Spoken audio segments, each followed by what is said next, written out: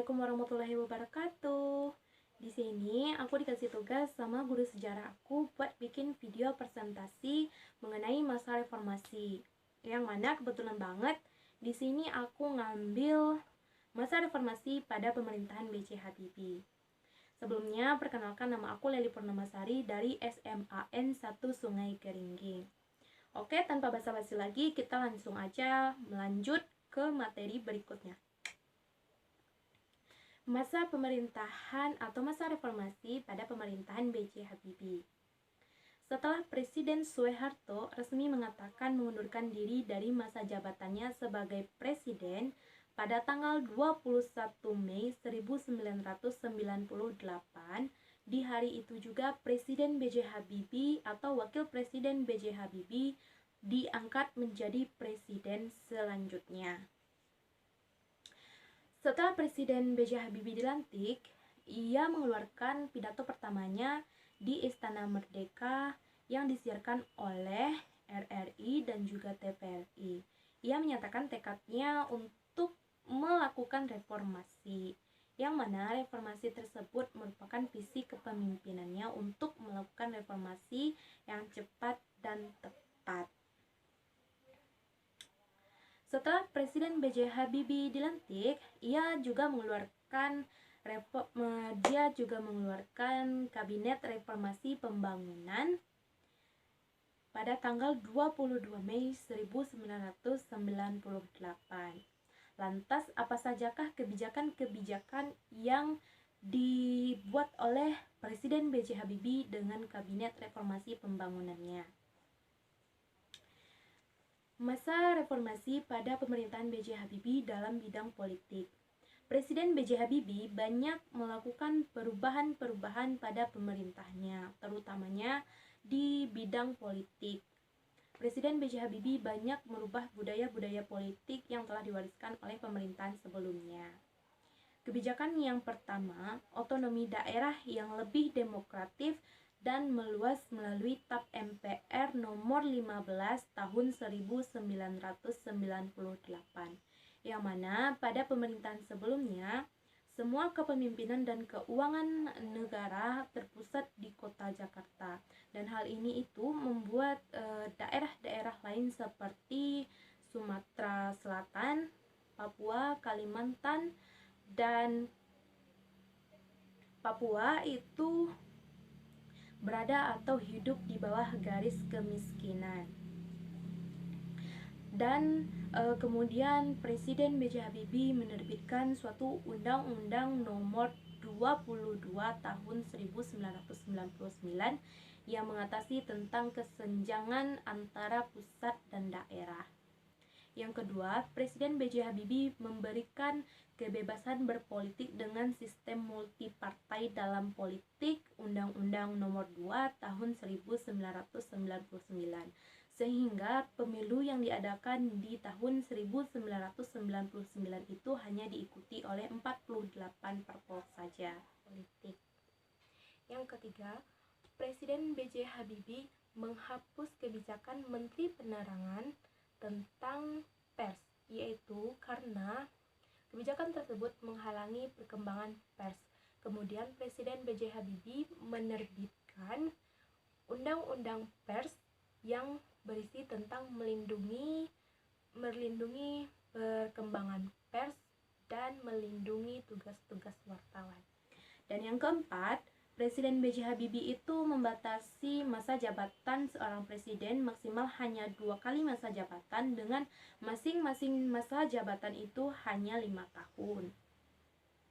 Dan di masa pemerintahan B.J. Habibie ini itu terdapat peristiwa besar, yaitu tentang Timor Timur, yang mana pada pemerintahan reformasi B.J. Habibie ini itu dilakukannya referendum Timor Timur, yang mana Timor Timur itu sekarang kita sebut dengan Timor Leste.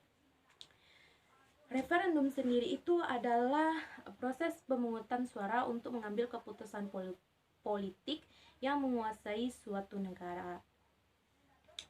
Rakyat Timor Timur sendiri sejak masa Orde Baru sudah ingin memisahkan diri dari Negara Kesatuan Republik Indonesia.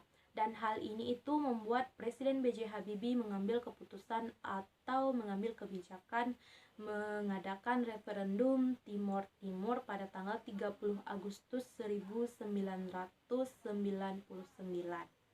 Dan tujuan diadakannya referendum ini itu adalah untuk memastikan kepastian atau keputusan dari rakyat Timor Timur apakah dia ingin anatomi atau kemerdekaan. Dan pada tanggal 4 September 1999 PBB mengumumkan hasil referendum, dan hasilnya 78,5% itu rakyat Timor Timur memilih untuk memisahkan diri dari Negara Kesatuan Republik Indonesia. Dan akhirnya pada tanggal 19 Oktober 1999 itu rakyat Timor Timur resmi lepas dari Indonesia. Dan yang sekarang adalah kebijakan atau masa reformasi Presiden B.J. Habibie dalam perlindungan dan HAM. Dalam era perlindungan HAM, Presiden B.J. Habibie mengeluarkan beberapa kebijakan, yaitu ada 3 kebijakan. Yang pertama, Presiden B.J. Habibie itu memberikan pembebasan atau penghapusan hukuman bagi narapidana pada masa Orde Baru melalui sistem amnesti dan juga abolisi, yang mana amnesti sendiri adalah penghapusan hukuman yang diberikan oleh seorang presiden kepada seorang narapidana, dan sedangkan abolisi itu adalah penghapusan proses hukum yang sedang berjalan kepada terpidana. Seperti salah satunya itu contohnya seperti Sri Bintang Pamungkas yang dipenjarakan karena mengkritik masa kebijakan di era pemerintahan Presiden Soeharto. Menurut Presiden B.J. Habibie sendiri, menahan tokoh-tokoh yang bersimpangan dengan kebijakan pemerintahan itu sangatlah tidak sesuai dengan sistem demokrasi. Dan yang kedua, Presiden B.J. Habibie menghapus tanda khusus pada KTP keturunan warga Tionghoa. Dan yang ketiga, Presiden B.J. Habibie juga menghapus diskriminasi etnis, agama, dan ras. Yang ketiga, kebijakan pemerintahan B.J. Habibie pada masa reformasi di bidang ekonomi. Di bidang ekonomi ini, Presiden B.J. Habibie banyak melakukan beberapa upaya-upaya menurunkan atau meningkatkan lagi nilai ekonomi Indonesia. Kebijakan yang pertama, Presiden B.J. Habibie berhasil mengatasi krisis moneter dengan cara menurunkan nilai tukar rupiah yang sebelumnya itu adalah 16.000 per 1 dolar Amerika menjadi 6.700 per 1 dolar Amerika. Dan yang kedua, Presiden B.J. Habibie itu berhasil menurunkan laju pertumbuhan inflasi. Dan yang ketiga, Presiden B.J. Habibie berhasil membuat semua kebutuhan pokok Indonesia berjalan kembali dengan baik. Nah, lantas kenapa jabatan atau pemerintahan B.J. Habibie bisa berakhir? Pada tanggal 4 September 1999, MPR mengadakan rapat paripurna, dan di sini Presiden B.J. Habibie mengeluarkan pidato pertanggungjawabannya sebagai seorang presiden. Dan di sini pula lah sebagian dari anggota-anggota MPR itu menolak pidato dari Presiden B.J. Habibie karena mereka menganggap Presiden B.J. Habibie itu tidak mampu atau tidak bisa melakukan tugas dari seorang presiden. Kemudian pada tanggal 20 Oktober 1999 MPR mengadakan rapat paripurna kembali untuk mengatakan hasil dari pidato pertanggungjawaban Presiden B.J. Habibie. Dan ternyata hasilnya pidato pertanggungjawaban dari B.J. Habibie ini itu ditolak karena mereka menganggap yaitu Presiden B.J. Habibie tidak mampu menjalankan tugas sebagai seorang presiden. Dan hal yang paling mencuat di sini itu adalah karena referendum Timor Timur, yaitu karena Timor Timur atau yang sekarang disebut dengan Timor Leste itu lepas dari genggaman Indonesia. Kemudian Presiden B.J. Habibie mengaku ikhlas dan ia juga mengundurkan diri dari masa jabatan atau masa jabatan untuk periode yang kedua. Dan di sini juga itu MPR juga mengadakan rapat kembali dengan rapat untuk memilih presiden baru. Di antaranya yaitu ada 3 calon-calon.